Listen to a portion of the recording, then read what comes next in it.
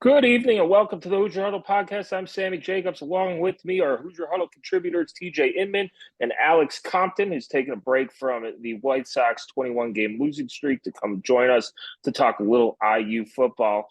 Today, we're doing our preseason roster breakdown. We'll go through offense, defense, and special teams. We'll give out what we are confident about, what we're concerned about, position battles, non-position battles. It's such a roster turnover. It's nice to have an update and a refresh as we go through this. Guys, TJ, we'll start with you. How are you doing? Very excited to be talking actual football. We are not going to discuss Michigan scandals, conference realignment, revenue sharing. We're just going to talk football, and I'm excited for that. What about, just quickly, what about Pitbull Stadium? Did you see that today for FIU? Do we get a return game at Pitbull Stadium? Yeah, right, does IU get a home and home at Pitbull Stadium now? A little 305 ballet down there. Yeah, 2 for 1. Yeah. Yeah. All right, so I'm going to hand the reins over to Alex. We'll go through the roster and we'll talk some football, which we haven't done in a while.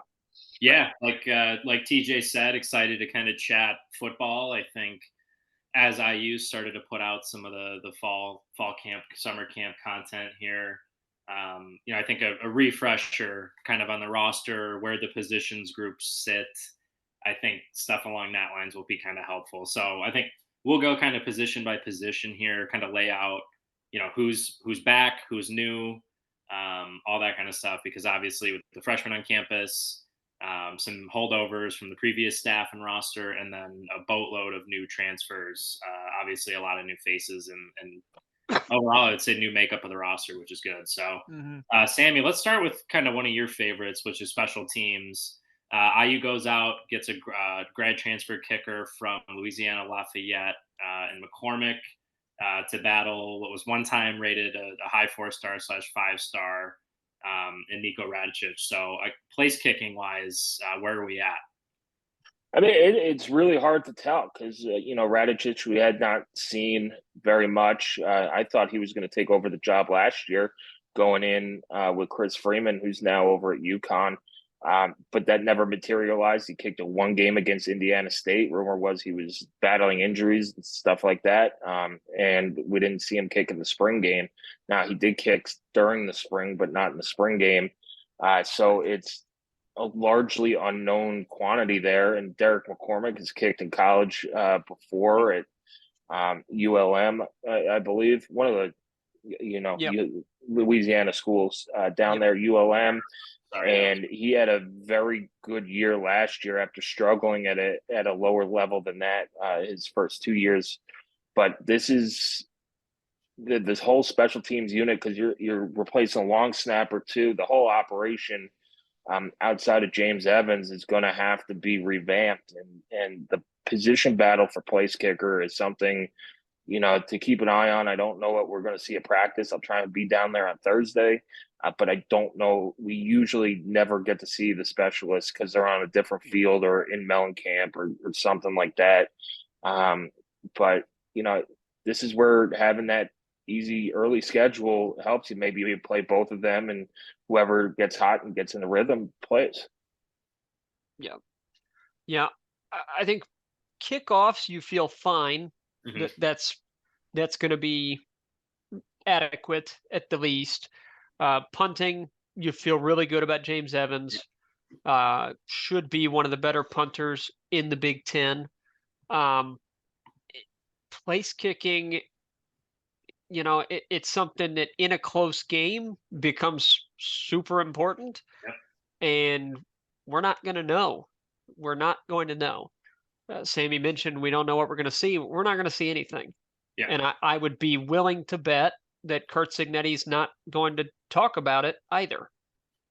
So I don't think we're going to know who is the starting kicker until game number 1, when we hopefully see a bunch of extra points. And they might go a long field goal kicker and a short field goal kicker and things like that too. Other schools have done that, so it's something to watch out for, because there were games last year. IU played in 4, lost 4 one-score games. If you want to count Penn State as a one-score game too, That's 5. They missed a field goal in that. You look at Michigan State, you missed a field goal there. Yeah. It's Yeah. it's been an issue. Yeah, has experience, which I think it was important. And Signetti has talked about, they win those close games, and yeah, IU's going to need some kicks this year, like you kind of always do, right? Unless you're a world beater or getting smoked every game, you're going to need some of those kicks. So, yeah, McCormick, he comes in final year eligibility. He was 10 of 12 on field goals last year, hit 250 yarders. And was 23 out of 37 on touchbacks on kickoffs. So overall solid. I think, one thing we've maybe heard is, Nico would take kind of the 40 and in, and McCormick might be the distance and kickoff guy. That's pretty common at other programs. So yeah, we'll see how that shakes out. But real quickly, TJ, you touched on him, but James Evans on the Ray Guy preseason, watch list. Probably one of IU's best players, like pound for pound. Yeah. You have Hunter is an interesting one because it's not a guy that you want to use very often, but it needs to be a player that can flip the field for you. Or, if you are near midfield, near the 40-yard line, your own 40, it gives you confidence that you can pin the opponent inside the 15, inside the 10-yard line, and really make it harder for the opponent to move the ball. Evans, I think the one area you'd like to see a little bit more consistency is those directional punts inside of the 20. Coffin corner is kind of the way that when I was growing up that they put it as that. But you'd like to see a little bit more consistency with that. The hang time on his punts generally very good, which allows the coverage team to get down and get in position. Distance on his punts generally good. Just a little bit more consistency on those directional punts is kind of that last step for him to go from really good to elite at the collegiate level. But no concerns there with James Evans for the Hoosiers. That's one, on a team with a lot of new faces and question marks, he's an answer, Yep. Yeah. He talked about that today, TJ, at availability, working on directional punts, and that he was coming off an injury last year, and he was never really 100% after game 3, I believe. So he's looking for a big year. He should be on, one of those Ray Guy semifinalists or finalist lists. Should all go well. Now, hopefully he doesn't punt at all. Exactly. But if you could get him for 40 punts and he could help out that defense, that would be great too. Yeah, this Shanahan-Tino offense, I think they'd rather have another receiver than a punter, but we'll see. And then quickly rounding out the specialists, IU brings in Mark Langston, a 6th-year long snapper from Georgia Southern. So by all accounts, a good get out of the portal, an experienced guy to help kind of anchor your unit. So he kind of rounds out the unit there. So switching now to kind of the bread and butter, obviously, of the roster, offense and defense. Sammy, where do you want to start? Let's go offense. Let's go. Yeah, let's go offense. It seems to be kind of the buzz right now seems to be around the offense in camp here. Early reviews are good. Obviously, we're not out there for kind of a lot of the, scrimmaging and plays and all that kind of stuff. But so far, so good. And I think so far, so healthy, maybe besides EJ Williams. So let's start with the receiver room, which might be one of the deepest ones IU has had in the last 10, 15 years, maybe. You look at not only kind of talent, but you look at the production in the room, led by, Donovan McCulley comes back, and then you bring in Elijah Surratt, who was an all-conference player from James Madison. So TJ, let's start with those two guys. I think those are kind of the headliners on the offense. Yeah, for those that aren't necessarily familiar with Elijah Surratt, transfer from James Madison, massive get for Indiana. I think it's not hyperbole to say that he will be one of the better receivers in the Big Ten. He was graded by whatever service you're looking at that grades the transfers. he was one of the top graded transfer portal wide receivers that was available, and he chose to stay with the offense of Mike Shanahan and Kurt Signetti. So um, he's not a blazer, not incredibly fast, but I think really good short area quickness that allows him to get open. That's what stood out to me watching Elijah Surratt during his time with James Madison. I didn't study him prior to him committing to Indiana, but once he did, looking back at his James Madison games, it was his ability to get open as a really good route runner, really good short area quickness, and then elite hands. He catches most everything that is in his catch radius. He's not the biggest receiver, but he is big. I believe 6'2". For Surratt, he's not Donovan McCauley big, but he's big.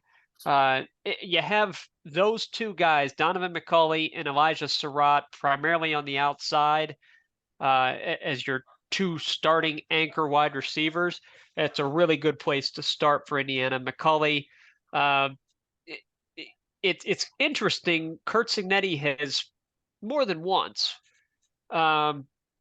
I don't want to say called out Donovan McCauley, but has been a little critical, asking for more. More consistency on a day-to-day basis from Donovan McCauley.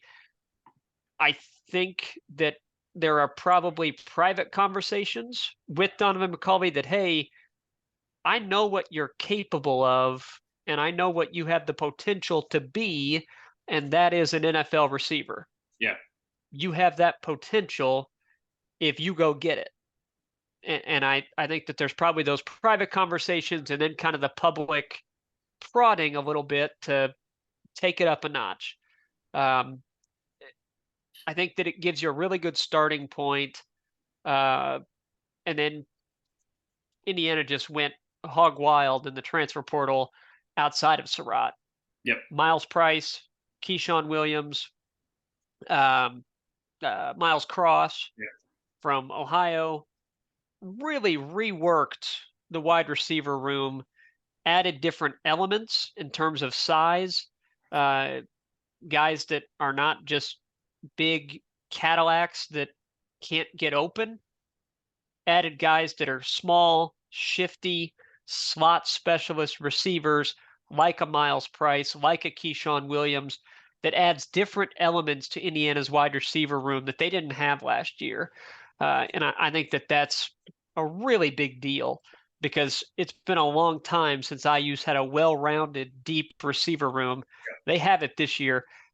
I think that it's very possible that outside of Ohio State, Indiana could go toe-to-toe at wide receiver from number 1 down to like number 9 on the wide receiver depth chart with anybody else in the conference. They might not be better than like Oregon or, Penn State or Michigan. I think they are better than Penn State's wide receiver room, but might not be better than Oregon's wide receiver room. But I don't think they take a back seat to too many teams in the Big Ten outside of Ohio State.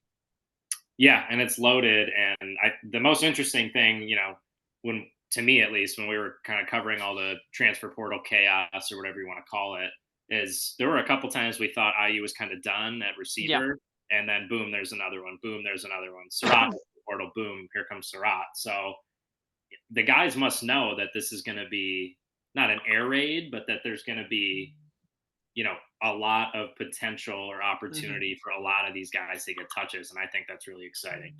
Yeah. Question for Sammy here. Kick it to you. How often do you think Indiana goes 4 and 5 wide, given the personnel that they have? Pretty often. You don't have that monster tight end to block like you have had in the past. I mean, Bomba's okay in the blocking game. Horton's decent in the blocking game, but he's also a playmaker in the passing game. I with the depth, one of the good things about Kirk Signetti and that offense is they'll tailor it to their personnel, which it didn't seem like IU has done well past 3 years. Well, they haven't done anything well on offense the past 3 years, but it looks like, look, if four wide receivers is giving them the best chance of success, they're going to stick with it. But you want your best players on offense, and those skill players, your four best wide receivers should be on the field. I mean, imagine playing EJ Williams, Donovan McCulley, Elijah Surratt, and Miles Price. That's a matchup nightmare with Zach Horton at tight end, and a running back. That's a lot of skill out there. Yeah, a lot of skill. If you had to kind of pick starters, I think Price right now probably slots in as your slot starter, but I assume that will change frequently and wildly leading up to the season. But we touched on obviously Surratt and McCulley, but Sammy, three kind of holdovers, which I think are interesting from last season. Anderson Kobe, who's probably the fastest receiver in the room, had a really, really nice spring game. Showcased a lot of chemistry, I thought, with Taven Jackson in that second unit, which was nice to see. EJ Williams, who we touched on a little bit, Coach Giannetti on Monday said he's been sidelined kind of most of spring ball and so far this camp with a hamstring injury. So he really came on at the end of last season, which was nice. But, that's one you'd love to get back. And then the guy I think, again, is flying under the radar, and Omar Cooper, who, I think they'll keep throwing other guys in the depth chart. I think they'll keep trying to do other stuff. And I don't see a way you keep them off the field. Which is a good problem to have. But no, Sam, Omar Cooper. We'll start with Omar Cooper, because I really think he's, like you said, an underrated, under-talked about guy. He really came on in the Penn State game. He made that big touchdown catch. He had a bunch of big catches in the middle of the season there. I think he got banged up against Wisconsin, and didn't finish. He got banged up against Wisconsin. And he just didn't come back. But he's healthy, and he was pushing, I think, McCulley for one of those one spots during spring ball. So, we'll see if you could run him out. That my guess is that they're not going to play the ones the entire game for 60 snaps. This is going to be, each wide receiver is probably going to get 15, maybe 20 snaps in some sort of role like that. But Omar Cooper, I think, is a star in the making as long as he stays healthy. Anderson Kobe, we've just been waiting for him to put it all together. Last year, he got open but couldn't make plays. And you saw that in, I think, 2022 as well. Drop balls have killed him. And I think his drop ball against Purdue, going down the sideline where it's intercepted after the drop, kind of changed the momentum of that game and ultimately lost it. But if he could perform like he did in the spring game, he's not going to jump in with the ones, maybe not even with the twos, but to sprinkle him in there and put him in there where he could stretch the field, it's a nice weapon. He might be not a gadget wide receiver, but like a specialist. Like, he's going to come in and, look, you're going to play your safety deep. He'll still run by you and stuff like that. Or, he could cut a route off short. But, man, he needs to play well. And then EJ Williams, too, I thought played very well at the end of the last season. Wisconsin, Michigan State, Illinois, and Purdue. And his injury last year was a freak one. I think he hurt his thumb or broke his thumb on a helmet in the Indiana State game. That ball, too. He broke his finger. Yeah. Catch, yeah. And it's just bad luck there. And he's had bad injury luck his entire career at Clemson. Yeah. So you don't want to say you can't count on him, but the best ability is availability. And, he needs to be out there, because when he's out there, you saw what him and Donovan McCulley could do as a tandem against Illinois. They couldn't stop him. If they tried to stop McCulley, EJ Williams is open, and vice versa. So I'm excited about this wide receiver room. And then, we touched on Price and Williams, and I think Miles Cross is kind of another sleeper in there that we kind of put at the bottom of the pecking order, but he has that rapport with Curtis Rourke from Ohio, that connection could be built early too. Yeah. I thought that was a nice get, some comfortability there with Rourke. The one thing I like about Cincinnati and Shanahan, I think that's going to be a kind of very glaring departure from the previous staff, among many things. But I think whoever's playing well is going to play. So I don't think you're going to see my guy, these are my guys, so they're going to play and I'm going to let them work their thing. I think who's playing well is going to be on the field. And I think that is an advantage to having a receiver room like this. So, and then Charlie Becker, freshman out of Tennessee. I like him as a prospect. I think tough to see the field this year, but seems like a really good contested catch guy from what we've seen. Played at a decent program in Tennessee there. I believe he's the only freshman receiver in the class, right? Yes. Yeah, he's one of those guys where you hope that IU can pull away in some of these games and you get some run for him, but keep his red shirt because you get him into 3 or 4 games, get him some experience, which the previous staff just did not do a good job of building depth that way. And then, you need to eventually redshirt guys and build a class through high school recruits. And he could be one of those because you're going to have to go hit the portal again for wide receivers after this year, which is that's the nature of the beast right now. Yeah, that's the way she goes. All right, we kind of touched on it a little bit already, but switching to tight ends here quickly. I think Horton, JMU transfer. I think overall very well-rounded tight end. I think he's a solid blocker. Made some plays in the past game. Seems like a good locker room kind of leader, team first kind of guy. He's probably your starter.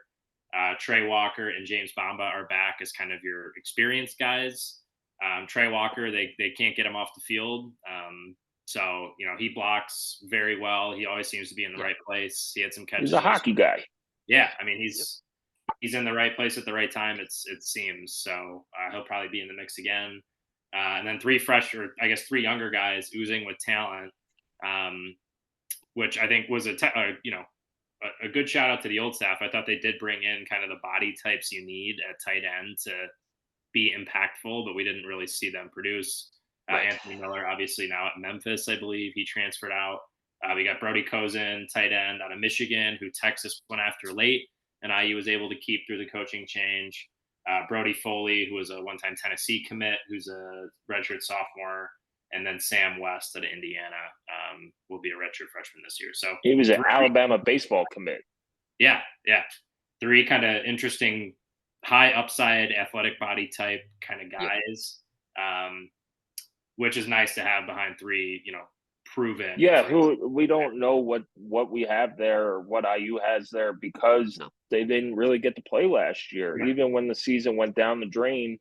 And I get it. It's the final. He must have known it was his final year, and you get desperate. Why are you playing guys for the future? But those are guys that needed to play last year, at least in the 4 games. Know what you have at the position, so you're not running out a guy who's a redshirt sophomore who's never played in the game before. Yeah, right. I mean, that'll be an interesting one to watch there, but we'll see kind of how that goes. All right, one of the only returning coaches, Bob Bostad's group, the O-line. I think fascinating to watch. I think by whatever you want to evaluate them on, I thought they played better last year. And you bring in some JMU guys. You keep Mike Kadich, which I thought was huge, and you keep obviously Carter Smith at left tackle heading into his second season here. So I guess let's go through some of these guys here. Obviously a lot of new guys, but maybe we start with those mainstays in Kadich and Smith kind of anchoring your line. Yeah, Carter Smith, when he entered the transfer portal, it seemed inevitable when you saw the schools that had shown interest that, we were hopeful he was going to come back, but he can't say no to Ole Miss. He can't say no to, I don't remember who else, was knocking on his door, but powerhouse programs that certainly were going to be able to offer large NIL packages to starting caliber young left tackles. And for Indiana to pull him back, that was kind of the first sign of like, oh, okay, let's get excited about this. Him and Macaulay both, but specifically Smith, just because how hard it is to find quality athletic left tackles. And that's exactly what Carter Smith is. certainly gives off a lot of Indiana-related Jason Spriggs vibes. So what you're looking for Smith is, with his more experience, just take it up a notch and start to make that potential into consistent production. He was good last year, but he has the athletic ability and the body to be great. So we'll see if this staff with Bob Bostad and this system can get the best out of him. And then you're mixing him in with, you mentioned Mike Kadick, leader on that unit. Gives off very good vibes with his mustache. Yeah. Loving it. No question. But I enjoy listening to him talk every time he's available. I think he's a very thoughtful, gives good answers, and generally seems like just a good dude.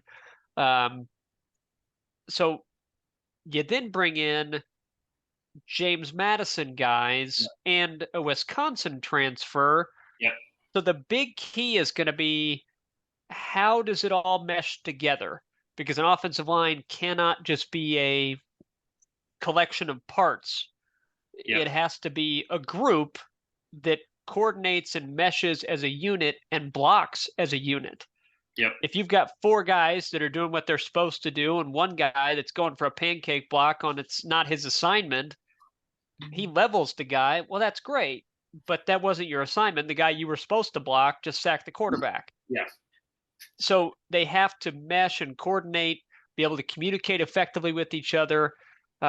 It's a more talented group than what Indiana had a season ago.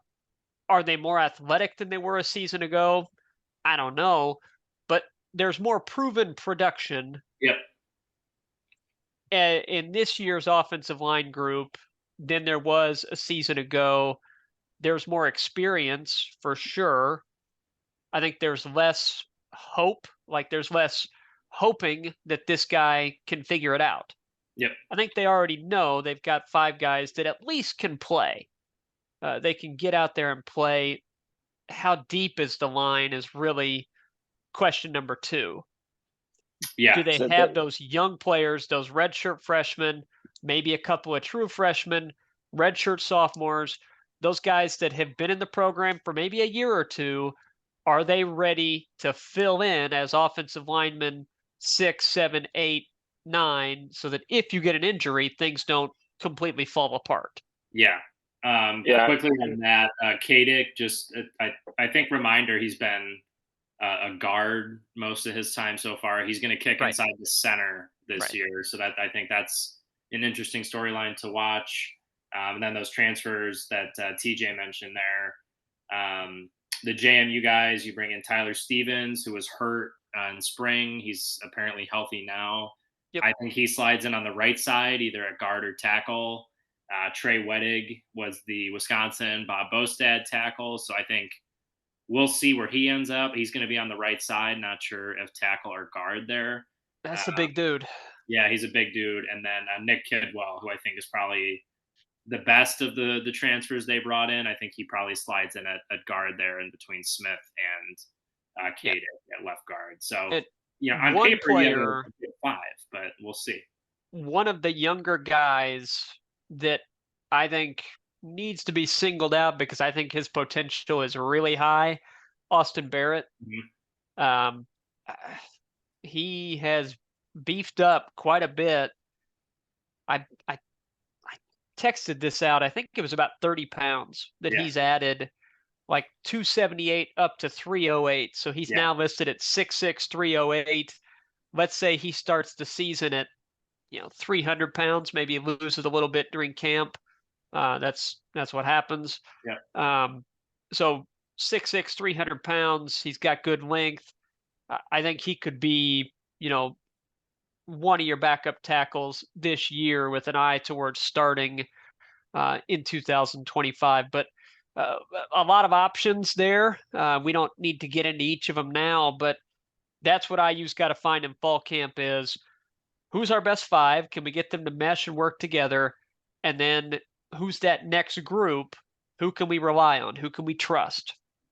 Yep. Yeah. And I think Rhett And, Lewis said during the spring game broadcast that the coaching staff was they're most confident in this offensive line group.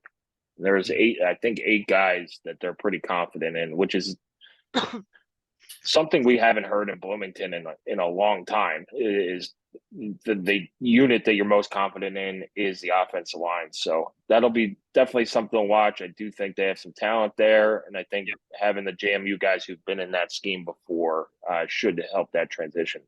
Let's do running backs real quick and then switch over to defense. Yeah, I think another interesting group. Totally I guess different. start where you want because this is a totally new room. Justice Ellison, the Wake Forest transfer, was the one that went to media days in Indianapolis. So based on that and my expert knowledge, I would say he's running back one. But I expect four guys to get a ton of carries this year. Yeah, I think watching some of the JMU games with Kaleon Black and Tyson Lawton, they're a very dynamic duo, and I would not be shocked if Black ends up starting. But none of these guys are going to get 25 carries a game. It'll probably be between 12 to 15 carries, and mix and match on who's depending on the situation, depending on the matchup, and things like that. You also bring in Elijah Green into that room from UNC. But what stood out to me in the spring game, at least in person, they're a lot faster. Yeah. And faster to hit the hole on the outside and hit the hole in the middle and things like that. And IU had a little bit of that with Sean Shivers where he hit the hole and go for a touchdown, but not enough. And now all three of these guys could get to the edge, which you thought Jalen Lucas would be able to do. But when he got to the outside, he rarely got the edge on the defense. But these guys can make guys miss. And create missed tackles and create missed plays. So, that running back room's good. Yeah, I think you also get Van Horst from JMU. I don't expect him to really get carries. He's more of a return kind of gadget guy. But I guess if you have the scholarships, go for it. So yeah, you get Black and Lawton from JMU, kind of their 1-2 punch there, which is great. And then Justice Ellison from Wake, plus Elijah Green. So, I mean, right there, you have four guys again, and he said it a bunch, kind of the production over potential, which is good to see. Yeah. And then you bring in Kobe Martin, too, who's going to, one of those guys, you hope redshirts, hope plays in 4 games to where you can start balancing out the roster a little bit. Yeah, it's interesting when you look at each of them, their heights and weights are all just about equal. But they definitely do have different styles. I think Ellison, based on Wake Forest, which, man, it's tough to project Justice Ellison to Indiana's offense because Wake Forest is such a unique scheme. It might have been helpful for him. It might have held him back a little bit. We don't know. That slow mesh offense is so unique, particularly for running backs. If you don't know what you're looking for, not that I'm an expert on the slow mesh, but if you don't know what you're looking for, just as a casual fan watching Ellison's highlights, you'd be like, why is he going so slow when they snap the ball? And that's what he's supposed to do in that offense. So how's he going to look when he's not running as a slow mesh? We'll find out. I think the interesting part for running backs is how is this offense going to utilize them as pass catchers out of the backfield? That's something that they did do at James Madison, was utilize both Black and Lawton as pass catchers out of the backfield. And it wasn't just little, simple halfback screens. They would ask them to block, and then they'd be delayed and leak out for 5-10 yard out routes where you're catching the ball and then asked to do something with it once you have it. So this position is more than just who can get the ball on a handoff and do something with it. It's going to be about blocking, and it's going to be about pass catching. And I do think you guys are right. They've got 4 backs that I think are largely interchangeable Mhm. in the coaches' minds. There might be somebody that falls out of favor because they don't feel like they can trust him to hit the hole.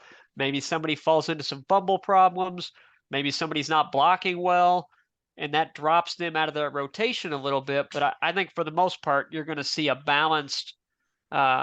a balanced trio or quartet of running backs that end up getting, who knows how many rushes per game. Maybe it's 35 to 40 rushes a game total Yeah. from 3 to 4 guys. Yep, and And then you have it Solomon Van Horst too, who's a speedster and yeah, he was an all-conference kick returner at James right, Madison in the right. Colonial. So maybe he's a guy you could, again, in the pass game, if you need a big play there, and just a little bit more depth. Yep. Yeah, and depth, that's a key. We're like, "Oh, how are all these guys gonna get carries?" Well, it's a tough position. It's Yeah. a tough position. It would It'll not work be itself out. Sorts itself out a little Yep. bit, unfortunately. Yeah. Yep, you could very quickly go from, "Man, we got a lot of guys at that spot," to it looking like, "Oh, we're playing a walk-on?" Is Kobe Yeah. Martin ready to play? Yeah. Yeah. Right, right. Yeah. So, hopefully we don't run into that problem, and it's something the coaches will have to work out based on merit and production. Yeah. Yeah, interesting running back room. I think that'll be kind of the norm, unless you have kind of a bell cow. I think you'll see a lot of portal additions and subtractions for a lot of running back rooms. No different than kind of the NFL right now, honestly. But Sure. will be Yeah, interesting. they're going Yeah. to play they'll play the hot hand, kind of Yeah. do what San Francisco did with Tevin and Mostert and those guys. It's just, hey, if some guy's on a burner that day, they're going to get most of the carries. Yep. Yeah. Now, green and black do have another year of Right. eligibility. Lawton, Van Horst, and Ellison. This is it for them. Yeah. Yep. Well, unless they make up another, I don't know, That could be. a double COVID Yeah, NIL year. that could be. Yeah. So Just let something. everybody do We'll whatever they see. want. Yeah. All right. Last but not least, Sammy's favorite position to talk about, because there's always a quarterback battle. No quarterback battle. Controversy. So yeah, let's start there, Sammy. Who's going to win the 4-way QB battle this year to take the first? Roman Purcell, and we're going to run the triple option that he ran at Army. Fire up Yeah. You have enough backs. You have Miles Price and Miles Cross. Yeah. James Bomba is the B back and all that stuff. I'd watch. I think it's yes, it would be fun to watch. And You if could you're line on up Rookie College Camp Football 25, features. just give me credit when you run that Army playbook with Roman Purcell. The But old bacon and legs, Tyler Nady and Xander. Ooh, Yeah, bacon and legs. That was a nice little. yeah. Call that back. was NIL before NIL was Right. Yeah. good. We could have made a ton of money off those T-shirts. But anyway, I do think it'll be Curtis Rourke. He's coming in from Ohio, his final year of eligibility, the 2022 MAC Player of the Year. Alex, you probably watched him against NIU a lot if he played. He was not healthy last year, coming off a knee injury, didn't live up to the standards he set in 22. Spring practice, all of Kirk Cignetti's comments on the quarterbacks have pointed to Curtis Rourke's our guy. Taven needs improvement. And then you have Tyler Cherry with a ton of potential, which leads me to believe it's Rourke this year, Taven Jackson next year is a bridge to Tyler Cherry. And we'll see what happens on the recruiting trail with a certain other quarterback who is still yet to decide where he's going to school. But yeah, I think it's Curtis Rourke's job to lose. He's not going to be handed the job like, hey, here's the job. I think it's his job to lose.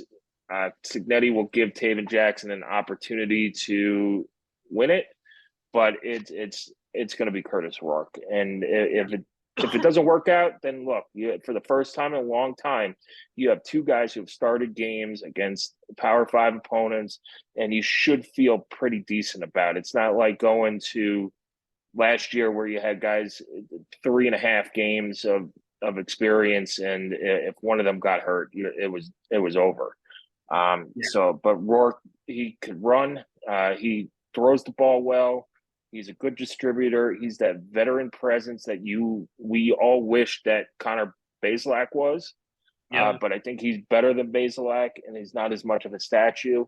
So yeah, there's no quarterback competition. Yeah. Agreed. TJ, we'll get to you quickly here in a sec. I guess it comes down to me. I think you saw the flashes with Taven last year, right? You saw the arm talent, you saw the moxie, you saw the things that made you go, okay, I could see it. Could I see Taven doing well and playing well in an actual system? Yeah, I do. Do I think IU could win games with him this year? Yeah. Do I think he's the best option this year? No. And I think that's kind of what it comes down to. But TJ, what are your kind of thoughts on the room here? It's going to be Rourke. You don't bring in Curtis Rourke and not expect him to be the starting quarterback. Mhm. In my opinion, he would have to do something to lose the job, whether that would be injury, poor performance in the fall camp, poor leadership, and you don't get any of that vibe. Yeah.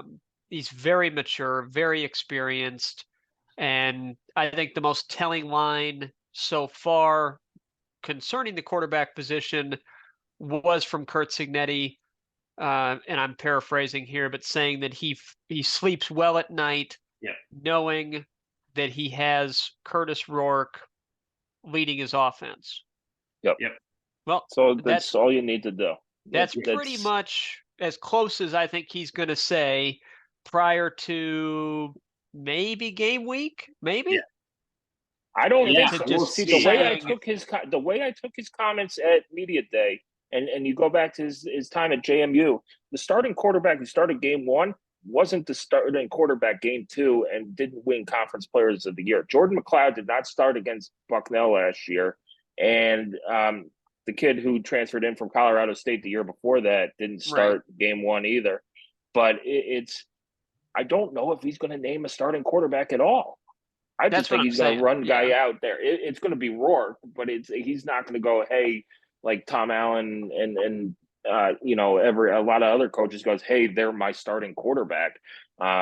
You're going to know he's the starting quarterback. There's not going to be some proclamation. That goes with the team captains thing as well at media day. But yeah, that's how I took that quote was, he's not going to name a guy.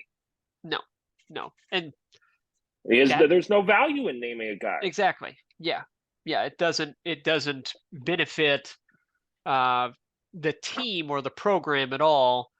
Would it make things slightly easier for the media to have one less thing to, debate about? I'm sorry. If well, you guess think what? that there's a quarterback battle, if you think there's a legit quarterback battle and that these two are even, I haven't been down at practice and I haven't seen it, but if you think they're neck and neck and that decision has not been, hey, this is the decision we're going unless there's a disaster.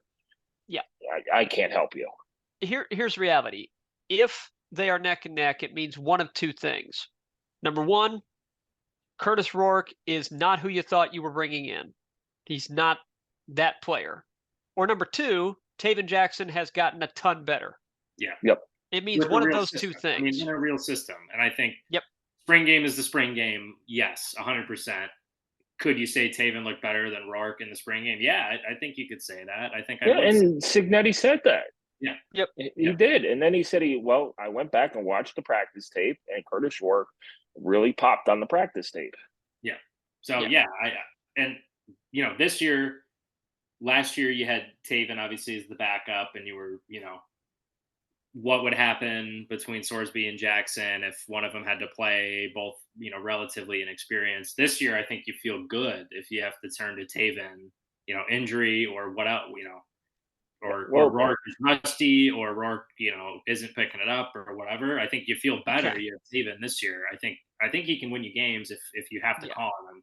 Not saying I do think Rourke is the clear starter. I think that's why you brought him in. I'm excited. It's not a clear end of the season disaster like it has been the past 2 or 3 years where you're throwing Jack Tuttle into the Wolves who hasn't played or Brandon Sorsby or McCulley or somebody else. So hypothetical situation that we hope comes to reality. Let's say it's, 5 minutes left in the third quarter.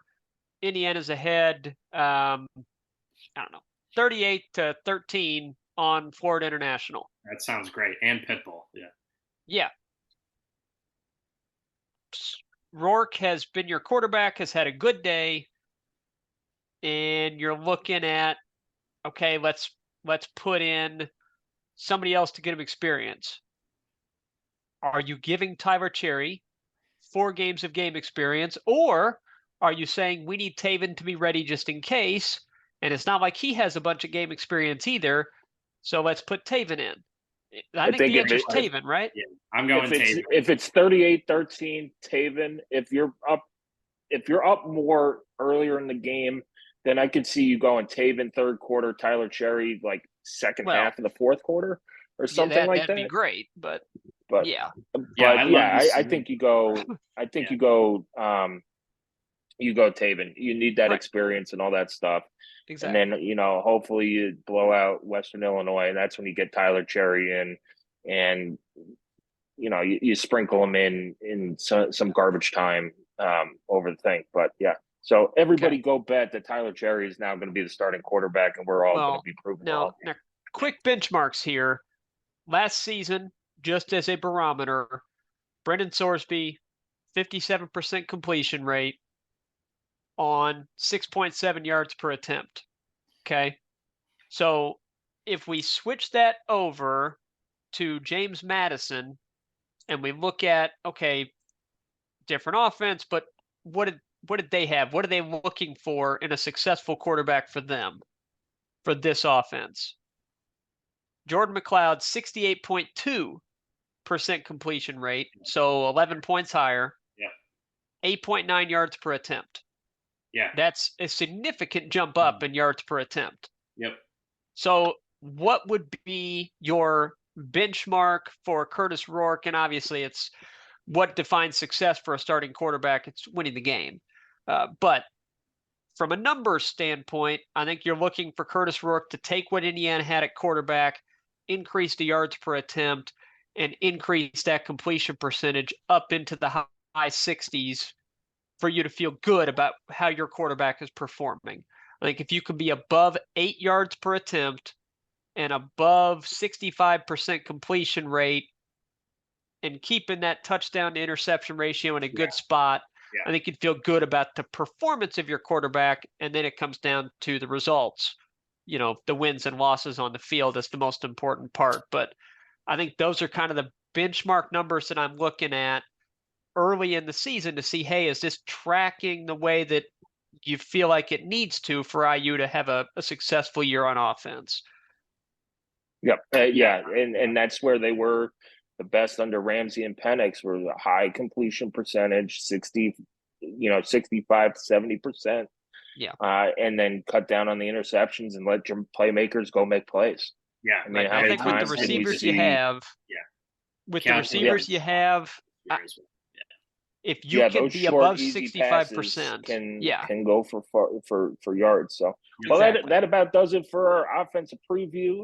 So thank you to TJ Inman and Alex Compton for joining us.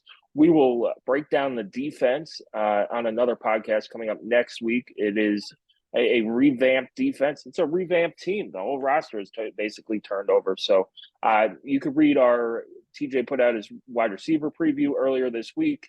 We have practice reports, including an update that, Kirk Cignetti did not look too tired yesterday, and things like that. And then, player interviews throughout the week. Countdown to kickoff rolls on with day 24 tomorrow. And, our first glance previews as well. We're up to, I believe, week 10 in those. And, football season, it's August. It's at the end of the month, Indiana, Florida International, and Pitbull to kick off the Kirk Cignetti era. So you can read all of our stuff at HoosierHuddle.com. Follow us on Twitter at Hoosier_Huddle. Thanks for listening and like, rate, and subscribe.